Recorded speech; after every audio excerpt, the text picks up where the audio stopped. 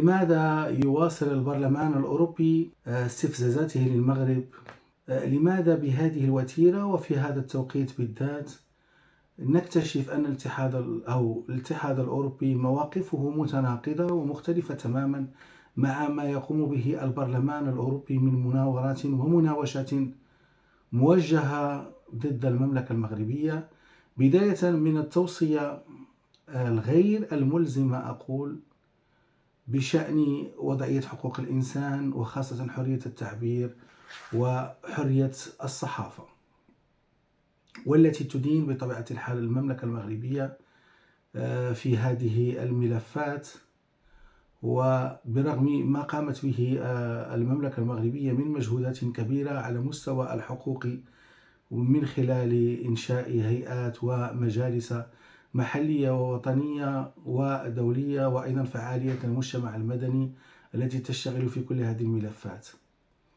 الآن يجب أن نفهم حقيقة ما معنى سلوك البرلمان الأوروبي، ولماذا هذه المؤسسة بالذات، وهل هذه المؤسسة الأوروبية هي مختصة في مثل هكذا قضايا؟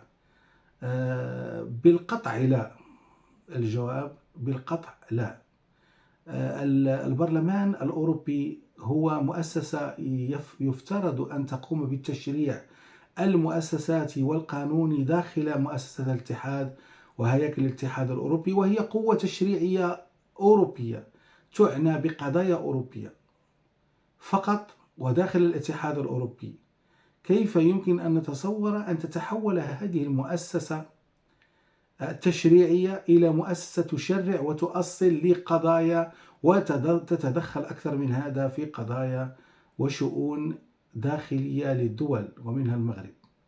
إذن من هذا الباب أعتقد أن البرلمان الأوروبي هو يقع في منزلق خطير جدا، ويتموقع في مكان خطأ وفي مكان غير صحيح، باعتباره أنه يحاول التدخل في شؤون الداخلية للدول ضربا للسيادة بشكل واضح. إذن لماذا بالتأكيد البرلمان الأوروبي يوظف بهذه الطريقة، وما هي العناصر التي تقوم أو التي تكون وراء هذه الاستفزازات والمناورات؟ أعتقد أن هناك جهات تحرك الاتحاد الأوروبي، والاستمرار في هذه المناوشات يؤكد هذا الأمر. بعد استصدار توصية غير ملزمة، الآن البرلمان الأوروبي يقوم باستقبال شخصيات محسوبة على الانفصالي البوليزاريو كالمدعوة سلطانة خية، التي قام البرلمان الأوروبي باستقبالها باعتبارها مناضلة في مجال حقوق الإنسان، مع العلم أن هذه المناضلة المزورة أو المزورة ما هي إلا شخص محسوب على البوليساريو ومدعوم من الجزائر. وأكثر من هذا، معظم الصور التي تظهر فيها تحمل سلاحا، وهي تدعو إلى العنف والمواجهة ضد المدنيين في الأقاليم الجنوبية. إذن حتى نفهم حقيقة كيف أن البرلمان الأوروبي يقوم بكل هذا ولماذا، نفهم بداية النقطة الأولى تتعلق بالأوروبيون وخاصة فرنسا تحاول أن تجعل البرلمان الأوروبي مجالا لتصفية حساباتها. بالتأكيد هناك مصالح حيوية في الموضوع للاتحاد الأوروبي، والبرلمان الأوروبي هو من يقوم بتصفية الحسابات، وهو من يقوم ب خلق هذه المناوشات والمناورات والأزمات للمغرب في توقيت أقل ما يقال عنه أنه صعب ودقيق للغاية، خاصة أن العالم يجتاز مراحل صعبة. الحرب الأوكرانية الروسية مستمرة، المنطقة المغاربية ليست مستقرة، وأيضا نضيف إلى هذا الأمر الزلازل. في الحقيقة يجب أن نربط كل هذه الأمور ببعضها.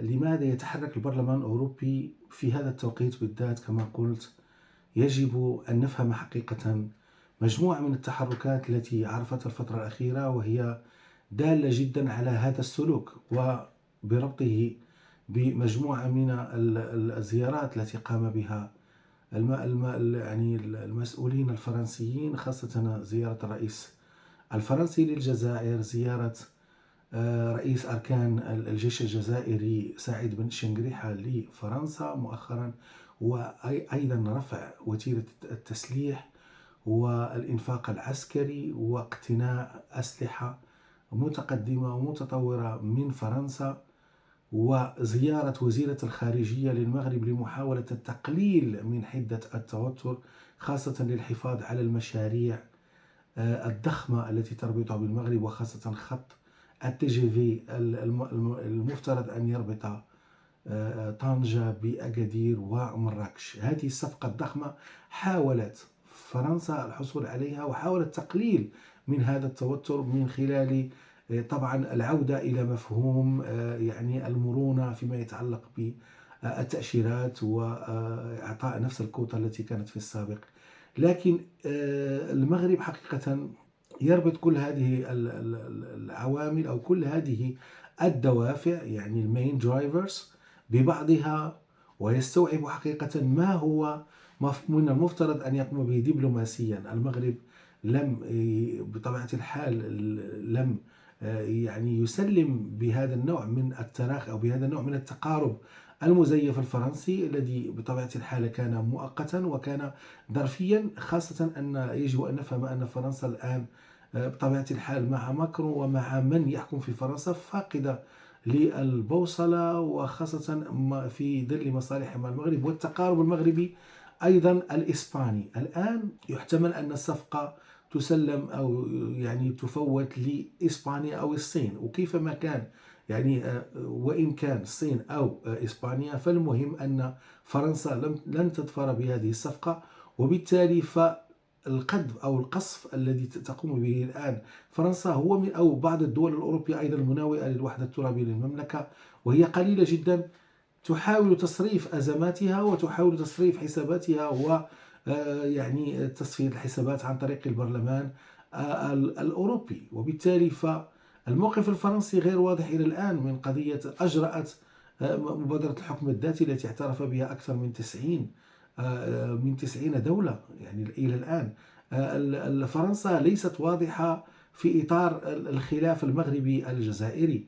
فبطبيعة الحال نحن نعلم حقيقة أن فرنسا دائما ظلت تلعب على الوترين، وتلعب على مصالحها مع الجزائر ومصالحها مع المغرب، والخاسر الأكبر هو المنطقة المغاربية. يعني للأسف الشديد أن المنطقة المغربية تخسر يوميا ملايير الدولارات بسبب هذا النزق من قبل الجزائر، ومن قبل اللهفة أو الرغبة في اقتناء الأسلحة. وحقيقة ما يقال على هذه النقطة أن تسليح الجيش الجزائري هو يشكل نقطة خطيرة جدا أو نقطة مفصلية في تأجيج الصراع في المنطقة. وإذا كانت هذه الأسلحة يعني ربما غير تقليدية، فالأمر سوف يذهب في اتجاه تأجيج الصراعات، وفي اتجاه أيضا صراع المنظومات الدفاعية والهجومية ما بين دول المنطقة. وبالتالي فما يهم فرنسا الآن هو كسب المزيد من الصفقات وتعويض ما ضاع منها من الصفقة مع أستراليا المعروفة، وأيضا تعويض ما ضاع منها في التقارب الآن الذي يعني يقع الآن ما بين المغرب وإسبانيا. إذن نفهم حقيقة أن البرلمان الأوروبي يعني أصبح مجالا أو أصبح مستنقعا أو مختبرا وتصفى فيه كل الحسابات. اتجاه آخر، المغرب ليس مجبرا على أن يقدم شهادة البراءة لأوروبا أو ربما لتبرئة نفسه أو للدفاع عن نفسه. المغرب ليس في موقف دفاعي، المغرب يقوم بما يلزم من خلال تكثيف جهوده وتعزيز مجال القضاء والعدالة. ربما هناك أخطاء، ولا يمكن أن نقول إلا أن ندافع عن كل هذه المكتسبات التي تحققت. الأخطاء تقع كما تقع حتى في الدول المتقدمة. ما يجنيه المغرب من تحرك هو الآن نستوعب حقيقة الحنق الفرنسي من هذه الاستقلالية ومن هذه السيادة المغربية في إفريقيا. هذا الأمر أصبح مقلقا بالنسبة لفرنسا، وبالتالي أيضا بالنسبة لبعض الدول الأوروبية وبعض التيارات. ولا نستثني أن هناك اليمين أو أحزاب اليمينية المتطرفة التي أصبحت تنشأ حقيقة في البرلمان الأوروبي، وهي من تغذي هذه العداوات. وهناك عداء أيضا للإسلام، ولكن أكثر من هذا زرع ذات البين والفتنة بين الدول والشعوب العربية والمغاربية، كما يقع الآن بين المغرب والجزائر، ومحاولة النقاش أو محاولة التفاوض مع كل طرف على حدة كاتحاد أوروبي أو كبرلمان أوروبي يتدخل فيما لا يعنيه حقيقة. والمغرب بطبيعة الحال هو في موقف كفاعل، موقف جيد كفاعل إقليمي، ولا يعني ليس مطالب حقيقة بأن يقدم يعني شهادة للإقرار أو شهادة الاعتراف الأوروبيين بما يتحقق. حقيقة أن العالم يشهد بما يتحقق، وبطبيعة الحال المغرب يذهب في هذا الاتجاه، في اتجاه تطوير الاقتصاد الوطني، في اتجاه تحقيق إنجازات وخاصة في المناطق الجنوبية، وإنشاء مشاريع يعني طاقوية جيدة. وهذا بطبيعة الحال ما لا يروق للجار الجزائر، ومن ورائها بطبيعة الحال بعض الدول المشوشة كفرنسا. في النهاية أتمنى أن أكون قد قدمت قراءة جيدة أو قراءة متواضعة لما يحصل. وإذا أعجبكم الفيديو المرجو الضغط على زر الجرس، وطبعا الانضمام إلى القناة ليصلكم الجديد. وشكرا على المتابعة.